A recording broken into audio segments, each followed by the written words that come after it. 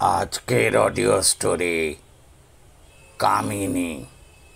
আজকের audio story Sita Bamni. কাহিনী ধর্মদাস মুখোপাধ্যায়। সীতা বামনী মরে বাঁচল। স্বামী হারানো সীতা অনেক দিন বাপের ভিটে আগলে পড়েছিল। ওর দাপটে কেউ কুটো গাছি পর্যন্ত নড়াতে পারত না ওদের উঠোন থেকে। ও পাশের আমবাগানে কেউ কাঠ ভাঙতে এলে সীতা টের পেত। বাড়ি থেকে রে রে করে এমন চিৎকার করে তেড়ে যেত সেদিকে যে ছেলেটা পড়ি কি মুড়ি করে লাফ দিয়ে পড়ত উঁচু ডাল থেকে। পড়েই ভোঁ দৌড়। লাগলে ব্যথা পেলে ওর নাগালের বাইরে গিয়ে পায়ে হাত বুলোতো। মরার পরও সীতার দাপট কমেনি। উঠোনের তুলসী গাছটা যেমন ছিল তেমনই আছে, বরং জল পেয়ে ফনফনিয়ে উঠেছে চারিদিক ফ্যাকড়া কুচি পাতা ছেড়ে। অশরীরী সীতার ভয়ে কেউ আসে না ওর এই খোলামেলা বাড়িতে। কোনো এক দুষ্টু ছেলে মায়ের নিষেধ না শুনে এসেছিল তুলসী গাছটাকে তুলে নিয়ে যাবে বলে। গাছটাকে তুলতে যাবে এমন সময় হঠাৎ কাছ থেকে ভীষণ শব্দ ভেসে এলো, কোন হ্যাঁ? ওরে বাবারে বলে সেই ছেলে প্রাণপণে ছুটে গিয়ে থামলো একেবারে বাড়ির দরজায়। কি হলো রে ন্যাবলা? মায়ের কথার জবাব দেবে কে? সে তখনও হাঁপাচ্ছে আর ঘামছে দরদর করে। আসলে আবুল খ্যাপা কোনো বাড়িতে ভিক্ষে না পেলে বা খেতে চেয়ে খাবার না পেলে তার মেয়ে মানুষের মতো চুল টেনে দু একটা ছিঁড়ে ফেলবে, নয়তো লম্বা কালো দাড়ি টানতে টানতে চিৎকার করবে, কোন হ্যাঁ বলে। একদিন তো জেলে পাড়ার একটা বউ সীতার সন্ধ্যামণি ফুল গাছটায় লাল সাদায় দোরঙা বিচিত্র সুন্দর ফুল ফুটতে দেখে লোভ সামলাতে পারেনি। সন্ধ্যা নামার আগেই যদুবাবুর পুকুর থেকে গা ধুয়ে ফেরার পথে সুন্দর ফুল দেখে হাত বাড়িয়েছিল তা তুলতে। হাত বাড়িয়েছে এমন সময় মনে হলো কে যেন তার পাশে এসে দাঁড়ালো। তার দীর্ঘশ্বাসের শব্দ কানে এলো। সে দীর্ঘশ্বাস যেন বউটির চোখে মুখে হাওয়ার কাঁপন ধরিয়ে তপ্ত বাতাস ছুড়ে দিল। ও মা গো বলে বউটি এলিয়ে পড়ল উঠোনের ভাঙা রকের ছড়িয়ে ছিটিয়ে থাকা ইটের গাদার উপরে। পেছনে আসা তার গা ধোয়ার সঙ্গিনীরা তাকে ধরে ধরে নিয়ে আসে বাড়িতে। সে রাতে আর কেউ শুধোয়নি তার ভয় পাওয়ার কারণ। সবারই তা জানা।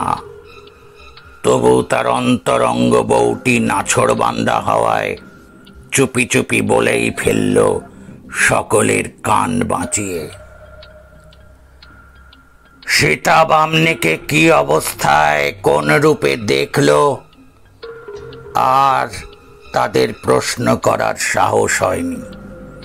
সবটা শুনলে সেই মূর্তি আবার তার কাঁধে ভর করে, এটাই ভয়।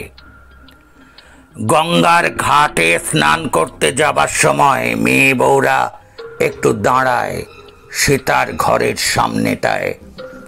অবাক হয় ওর উঠোনটা দেখে। কেউ যেন ভোরবেলায় ঝাঁটপাট দিয়ে রেখেছে। ছোট্ট উঠোনটা পরিষ্কার, ঝকঝকে, তকতকে। সীতা বেঁচে থাকতেও সকালে উঠে ওটাই ছিল ওর প্রথম কাজ। মাজা পড়ে এসেছিল ঠিক মতো খেতে না পাওয়া শীর্ণ হাড় গোড় বার করা শরীরটা হেঁট হয়ে উঠোন ঝাঁট দেওয়ার মতো ছিল না। তবু বাড়ি ঘর সব পরিষ্কার পরিচ্ছন্ন রাখাই ছিল তার কাজ। গঙ্গা স্নানার্থীদের ওখান দিয়ে যাওয়ার সময় একবার কথা না বলে যাওয়ার উপায় ছিল না। 1 মিনিট দাঁড়িয়ে বলতো, ও দিদি কি করছে গো? এই সুযোগে একটু খাড়া হয়ে দাঁড়ানোর সুযোগ পেত সীতা বামনি। বলতো, মরণ নেই তো, তাই পরের উঠানে ঝিঁটিয়ে মরছি। পরের কেন, এখন তো তোমারই, তুমি বাস করছো, আগলে রেখেছো। ঝ্যাঁটা মারো আমার কপালে। এখনই আসবেন বাবুরা, বড় বউ থাকতে বলেন তো ছোট বাবু ঘাড় ধরে বের করে দেন দুপুর রাতে। এই কাকা বাবু আছেন পাশেই, তাই ঠাই ছুটেছে এই ভাঙা ঘরে। ঘর সারিয়ে দেবার মুরদ নেই তো কোনো বাবু, তাড়িয়ে দেবার বেলা আছে সবাই। ওর ভাই আর দাদা দুজনেই চায় ভাঙা বাড়িটা বেচে দিয়ে তাদের শহরবাসের বাড়ি সেই টাকায় সাজিয়ে গুছিয়ে তুলতে। পাশের বাড়ির কাকা বাবু ছাড়া আর একজন ছিল সীতার সহায়, সে ওই আবুল খেপা। এখনো মাঝে মধ্যে ঘুরে ফিরে আসে এখানে, বসে ওই উঠোনটায়। সীতা খেপি আর সে খেপা। ওদের মধ্যে খুব যে কথাবার্তা হতো তা নয়। সীতা ওকে খেতে দিয়েছে এমনও নয়। তবু আবুল আসতো, বসতো। কেউ কেউ মনে করে আবুল টুকটাক মন্ত্রতন্ত্র জানে, সেই সুবাদেই দুজনের ভাব। সময় সময় আবুল আসতো আর হাসতো অট্টহাসি, হা হা করে ওপর দিকে মুখ তুলে। তার বড় বড় হলদে দাঁতগুলোয় সূর্যের আলো পড়ে ঝকঝক করে উঠত। ডাগর চোখ দুটো ছোট হয়ে বুজে আসত। গলায় রুদ্রাক্ষের মালাটা দুলে উঠত, আর রুদ্রাক্ষের ঠোকাঠুকিতে আওয়াজ উঠত একটা সুরেলা। আলখাল্লাটা হাওয়ায় কাঁপত তিত্তির করে। পাশেই নামিয়ে রাখা তার ছেলে ধরার ঝোলাটার ওপরে ঝরে পড়ত দাড়ি চুইয়ে টপ টপ করে জলের আর ঘামের ফোঁটা। তাই সেই শিশুদের কাছে সাক্ষাৎ যম, ভীষণ দর্শন আবুল খেপা এখনো আতঙ্ক। সীতা খেপের উঠোন ছিল সময় সময় শিশুদের খেলার জায়গা। হয়তো খেলছে আপন মনে, এমন সময় আবুল খেপা ওদের খেলা দেখে দাঁড়িয়ে পড়ল হাসি হাসি মুখ করে। দাঁত বার করে সেই হাসি চোখে পড়া মাত্র শিশুরা হাওয়া হয়ে যেত নিমেষে। তোমার ভয় পাবে কেন গো বাচ্চারা? সেটাই প্রশ্ন রেখেছিল আবুলের সামনে। কে জানি মাসি, কেন ওরা ভয় পায়? তোমার ওই ঝোলা দেখে বোধ হয় বলে ধরে নিয়ে যাবে ঝোলায় পুরে। এবার আবার সেই পাগলা অট্টহাসি।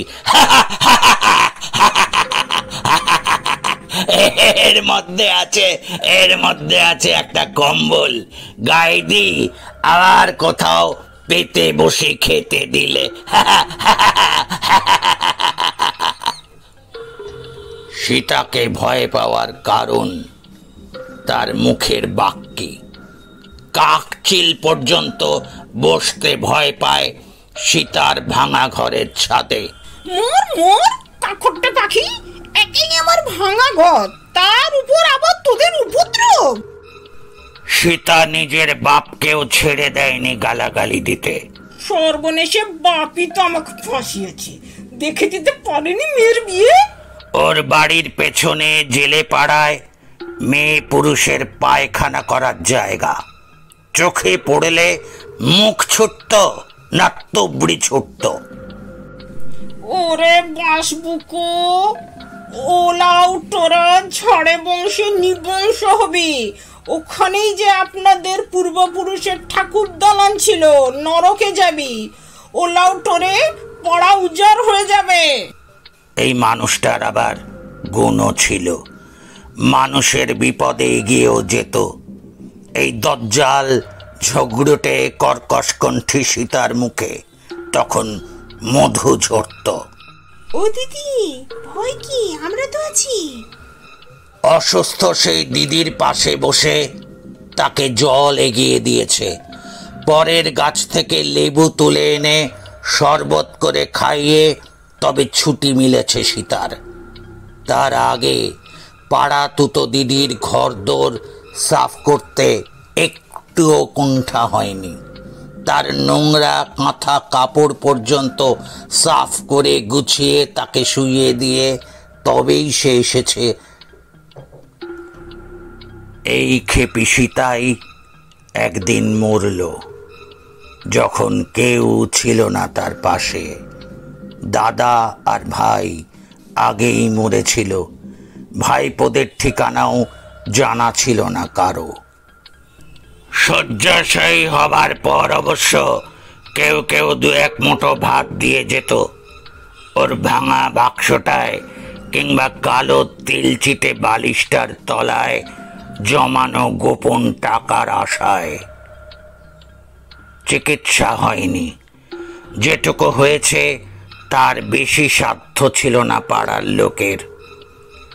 হাত পা ফুলে অশেষ কষ্ট পেয়ে যখন মারা গেল সীতা, একটি দুটি করে এলো আশেপাশের মানুষই। সম্পত্তির মধ্যে ছিল একটা চেয়ার, তোবড়ানো আদ্যিকালের একটা রংচটা টিনের বাক্স, যা খুলে বার হলো ছেঁড়া শাড়ি, একটা শীতের চাদর, কিছু খুচরো পয়সা, মার একখানা পোকায় কাটা ফটো। একে একে ডাকতে হাঁকতে সকালের মরা উঠল সন্ধ্যায়। মুখটা ছিল হাঁ করা মরার সময়। বোধহয় একটু জল খেতে চেয়েছিল। দু চারটে দাঁত যা ছিল অবশিষ্ট তা বেরিয়ে পড়ায় মুখটা হয়ে উঠেছিল ভয় পাওয়ার মতোই। চোখ দুটো ছিল খোলা, ঘরের মায়ায় আবদ্ধ। জোয়ান ছেলেরাই নিয়ে গেল মৃতদেহ দাহ করতে। সন্ধ্যা রাতে নেমেছে অমাবস্যার অন্ধকার। টিম টিম করা গোটা দুই লণ্ঠনের আলো, হরিধ্বনিতে মুখরিত ভ্যাপসা বন্ধ ঘরের চার দেওয়াল আর বাইরের খোলা আকাশ। বল হরি হরি বল, বল হরি হরি বল। মনে সাহস জোগাতে ঘন ঘন হরিধ্বনিতে মুখরিত পাড়ার নিস্তব্ধ পরিবেশ। শ্মশান যাত্রীরা ভীত সন্ত্রস্ত। গ্রামের বাইরে পা দিয়েই মৃতদেহের ভার হয়ে উঠল অসহ্য। ঘন ঘন কাঁধ বদল করেও রেহাই নেই। সীতার মৃতদেহটা ক্রমেই চেপে বসল ওদের কাঁধে। মনে হলো ওকে শেষ অবস্থায় ভালো করে দেখভাল না করার জন্যই শোধ নিচ্ছে খেপি বামনি। বল হরি হরি বল, বল হরি হরি বল। এছাড়া আর কোনো শব্দ নেই। সবাই চুপচাপ। যেটুকু হাওয়া ছিল ঘাটের পথে তাও বন্ধ হয়ে গেল কারো নির্দেশে। থমথমে ভাব। ভয় কাটাতে ঘন ঘন হরিধ্বনি শ্মশান যাত্রীদের মুখে। দর্বিসহ ভার লাঘবে কাঁধ বদল চলল। দোলানিতে আর অপটু বাঁধনে দড়ি আলগা হয়ে পচা মাদুর ছিঁড়ে মাটিতে পড়ে গেল সীতা বামনির মৃতদেহ। শ্মশান যাত্রীরা ছিটকে পড়ল এদিক ওদিক আতঙ্কে। বামনি মরেনি নাকি, নাকি অপদেবতায় ভর করল? মরা খাটুলি ছিঁড়ে পড়া ভীষণ অমঙ্গলের। আবার গাঁয়ের বাইরে স্নান করতে যাওয়ার ঘাটে পড়ে থাকাটা আরো ভয়ঙ্কর ব্যাপার। তাই কাঁধে উঠল মৃতদেহ আবারও। দাহ না করা পর্যন্ত শান্তি নেই। বৃষ্টি নামল ঝিরিঝিরি। দুটোর একটা লণ্ঠন কোনো সময়ে দমকা বাতাসে নিভে গিয়েছে, অন্যটাও ধোঁয়ায় আচ্ছন্ন। তেল ফুরিয়েছে বোধহয়, শুধু পুড়ছে সলতে। এই অন্ধকারের মধ্যেই হঠাৎ হঠাৎ জুটল নতুন শ্মশান যাত্রী। একটা কালো বেড়াল পায়ে পায়ে বাধা সৃষ্টি করে চলল, তার মিউ মিউ শব্দে নিস্তব্ধতাকে ভঙ্গ করে।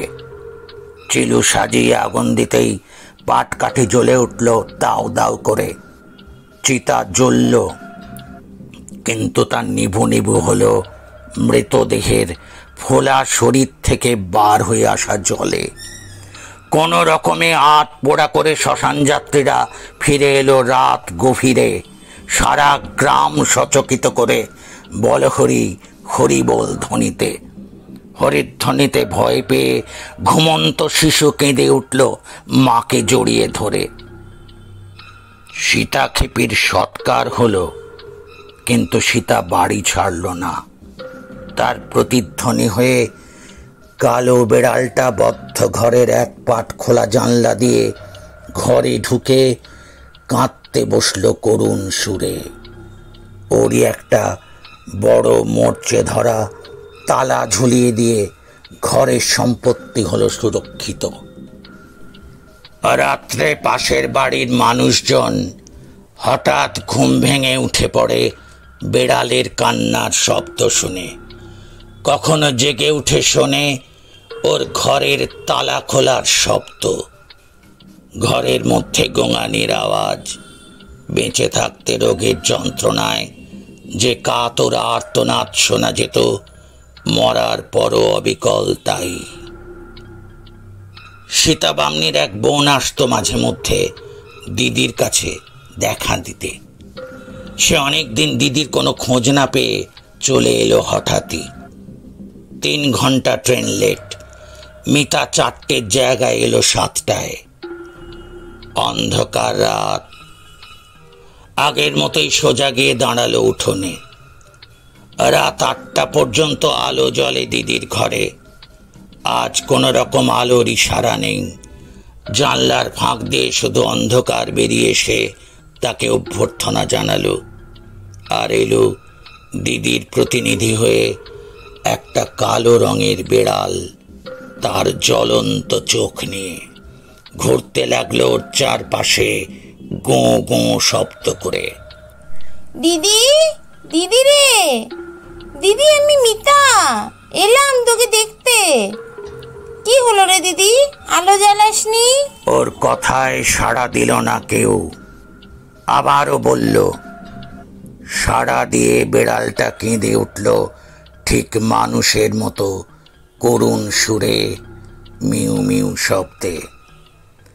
একটু পরে বেড়ালটা তাকে ছেড়ে ঘরে ঢুকে গেল জানলা দিয়ে। ঘর থেকেই বেরিয়ে এলো সাদা কাপড় পরা তার দিদি। তার সামনে এসে দাঁড়ালো ঘরের বন্ধ দরজার কাছে। ওর কথায় সাড়া না দিয়ে দিদি নিঃশব্দে চলে গেল ঘরের ভেতরে, একেবারে গলিপথ ধরে ঘরের পিছনে। কি যেন মনে হলো গোলমালের মতো, তবু ডাকলো, দিদি। কেউ এলো না, শুধু গোঙানি শুনল বেড়ালটার। কিছু একটা হয়েছে, অথবা অথবা কেউ ওকে ধরেছে গলা টিপে। এ বাড়ির কেউ এলে ভরসা সেই পাশের বাড়ি কাকিমা। কাকিমা, দিদি সাড়া পেলাম না, আমার সামনে দিয়ে চলে গেল ঘরের পেছনে। অনেক দিন আসেনি, রাগ হয়েছে বোধহয়, তাই সাড়া দিল না। কাকিমার মুখে দিদির মৃত্যুর খবরটা শুনল মিতা। বাড়ির উঠোনের ঘটনাগুলো মনে পড়তেই গায়ে কাঁটা দিয়ে উঠল তার। কালো বেড়ালটা তখনও একটানা ঠিক মানুষের মতো সুর করে বিলাপ করে চলেছে। মনে হলো যেন তার কানের কাছেই সেই শব্দ। মিতা রাম রাম বলতে বলতে জড়িয়ে ধরল কাকিমাকে। আজ ধরে গল্পটি ভালো লাগলে লাইক করবেন, শেয়ার করবেন আর সাবস্ক্রাইব করবেন।